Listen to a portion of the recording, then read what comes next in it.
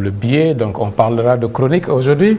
Oui. Il n'y a pas encore de vrai jingle pour Big Bop. Il faut en chercher. Hein? Ok, du côté de la régie, on va chercher ce tampon pour Big Bop. Ce matin, on va parler de l'étranger, ce coupable si pratique. Et ces derniers jours, le député Tahirou Sarr a remis la question des étrangers au cœur du débat. Il s'est rendu dans plusieurs endroits de Dakar qu'il présente comme des sites dortoirs, où il dit avoir trouvé notamment des ressortissants guinéens et nigérians. Il interpelle l'État sur le contrôle de l'immigration. Mais vous, Big Bop, vous voulez partir de cette actualité pour poser une question plus large. Pourquoi l'étranger revient-il désormais dans autant de débats différents? Oui, Pape Cher, parce que en quelques semaines, on l'a retrouvé dans des discussions sur le commerce, la mendicité, le foncier, l'espace public, l'état civil, des sujets qui n'ont pas grand-chose à voir entre eux, et pourtant, ils finissent par se retrouver au même endroit, l'étranger. Alors, je me suis demandé comment on en était arrivé là. L'étranger est en train de devenir une explication. On parle de mendicité, très vite, on parle des Nigériens ou des Maliens. Du petit commerce, les Guinéens arrivent dans la conversation. Des gens dorment dehors, on demande d'où ils viennent. Mais depuis quand tous ces problèmes ont une nationalité? Parce que la mendicité à Dakar n'est pas née avec les Nigériens ou les Maliens. L'on se rappelle de cette histoire racontée dans la guerre des Batous de Aminatou Soufal. Le commerce informel n'est pas arrivé avec les Guinéens. Le désordre dans l'espace public non plus. Alors, ça ne veut pas dire qu'il n'y a aucun sujet migratoire. Il y en a un vrai d'ailleurs. Un État doit savoir qui entre sur son territoire, qui y réside et dans quelles conditions. C'est son travail et il faut pouvoir en parler normalement, sans que celui qui demande plus de contrôle ne soit tout de suite soupçonné de xénophobie. Mais j'ai l'impression qu'on mélange de plus en plus ce que l'État doit contrôler et ce que l'étranger serait censé expliquer. Et ça n'a rien à voir. Ça n'a rien à voir. Justement, peut-être que les Sénégalais voient simplement une présence étrangère plus importante qu'avant. Ce sentiment, vous ne pouvez pas l'écarter, Bigué. Effectivement. Mais on peut le confronter quand même aux chiffres.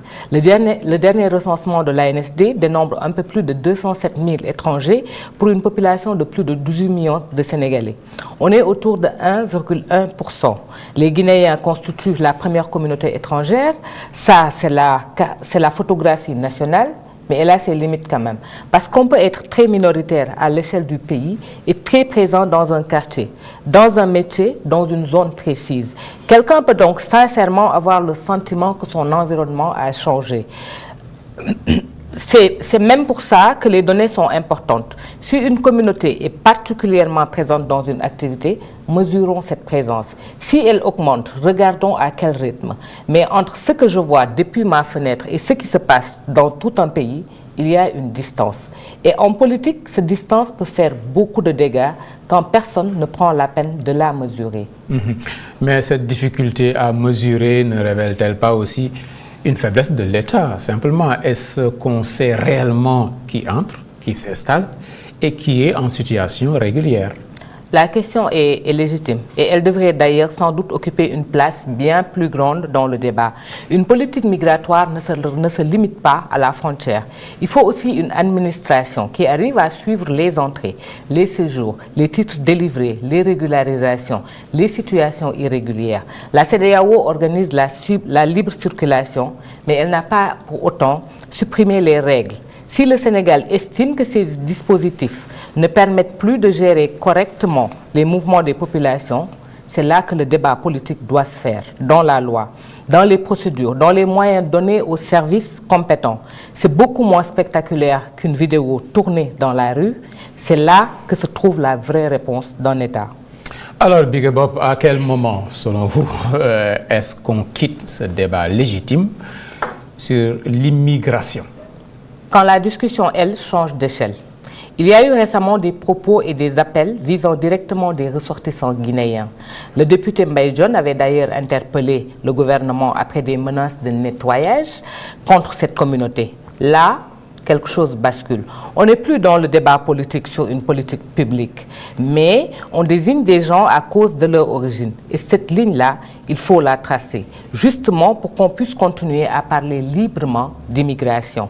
Sinon, on tombe dans deux pièges. D'un côté, ceux qui crient à la xénophobie dès qu'on parle des étrangers, de l'autre, ceux qui planquent n'importe quelle généralisation derrière les mots patriotisme ou souveraineté. Ni l'un ni l'autre n'avance en rien. On peut défendre ses frontières sans avoir besoin de créer des indésirables. Mais quelqu'un peut avoir peur de perdre sa place, son activité, ses opportunités face à de nouveaux arrivants. Ce n'est pas forcément de la haine. Effectivement. C'est même vieux comme les migrations elles-mêmes. Ce qui est intéressant, c'est de voir à quelle vitesse les rôles s'inversent aujourd'hui. L'Afrique de l'Ouest en offre un exemple presque caricatural. En 1969, au Ghana, l'Alliance Comprehension Order oblige certains étrangers à régulariser leur situation ou à partir. Beaucoup de Nigérians quittent alors le pays. 14 ans plus tard, en 1983, c'est au tour du Nigeria d'ordonner le départ massif des étrangers en situation irrégulière. Cette fois, ce sont les Ghanéens qui font leurs valises en masse. Et de cet épisode, il nous reste un objet que tout le monde connaît, le sac Ghana Must Go. C'est assez fort, c'est assez fou quand on y pense. On a gardé le sac. On a presque oublié pourquoi il porte ce nom. Cette histoire ne dit pas que toute politique de contrôle finit en expulsion massive. Ce serait absurde d'ailleurs de le penser. Elle rappelle juste que les positions sont moins figées qu'on l'imagine. Celui qui reçoit aujourd'hui peut avoir besoin d'être reçu demain. Les places tournent, ne l'oublions pas. Question, pourquoi ce discours sur l'étranger trouve-t-il autant d'écho aujourd'hui? Je ne saurais répondre à la question. Je ne sais vraiment pas. Peut-être aussi parce qu'on traverse une période où beaucoup de choses sont difficiles.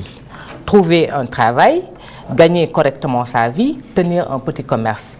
Et quand ça devient difficile, on regarde forcément davantage celui qui arrive et qui essaye, lui aussi, de se faire une place. Ça ne veut pas dire qu'il est responsable de ce qui ne va pas, mais il est là, on le voit. Et parfois, ça suffit pour qu'on commence à faire le lien. C'est beaucoup plus facile de dire il y a trop d'étrangers que de se demander pourquoi tant de jeunes Sénégalais ne trouvent pas de travail aujourd'hui. Plus facile de parler de concurrence étrangère que de regarder comment fonctionne réellement notre économie informelle. Plus facile aussi que de se demander ce que l'État aurait dû faire depuis longtemps et n'a pas fait. À force de regarder ce qui arrive, on risque de ne plus regarder ce qui, chez nous, ne marche pas. Oui, donc, quelle serait la bonne ligne? La bonne ligne, Bigué Bob. Qu'on fasse respecter la loi. Je n'ai aucun problème avec ça. Un pays doit savoir qui entre chez lui et dans quelles conditions on y reste. Si quelqu'un ne respecte pas les règles, il y a des textes pour ça. Ce que je refuse, c'est qu'on demande à l'immigration de répondre à ces questions qui ne sont pas les siennes. Nos difficultés économiques ne disparaîtront pas parce qu'on aura contrôlé davantage de cartes de séjour. Nos problèmes d'emploi non plus. Et notre désordre dans l'espace public ne date pas d'hier. Alors oui, parlons d'immigration. Sérieusement, mais faisons attention à ne pas lui faire porter tout le reste. Parce qu'à ce moment, on ne règle plus nos problèmes. On leur a simplement trouvé quelqu'un à qui les attribuer. Quelqu'un à qui les attribuer. Bigué Bob, sur ce plateau de Even Prod Media, c'est jeudi, tous les jeudis. Elle vient avec sa chronique. Merci encore. Merci. Et cette fois-ci, oui, on m'a dit que vous avez également un Wolof châtié même. Hein? On va le faire en Wolof. Hein? Dans un instant, on va parler Wolof. On va la forcer à parler Wolof. De toutes les façons, Ndeye Khady Thiam Tall est à nos côtés. Elle peut aider. Une courte pause donc pour la version Wolof de cette matinale.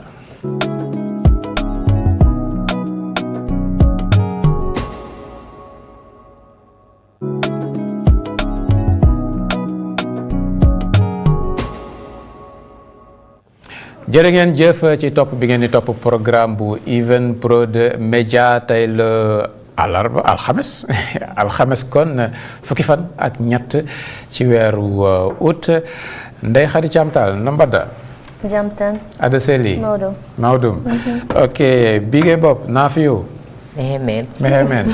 Ok kon Halpulaar ak séeréer je suis bien entouré kon ci suba gi ngeen di suivre kon Even Prod Media matinal bi la suñuy gan dinañ ñëw léegi.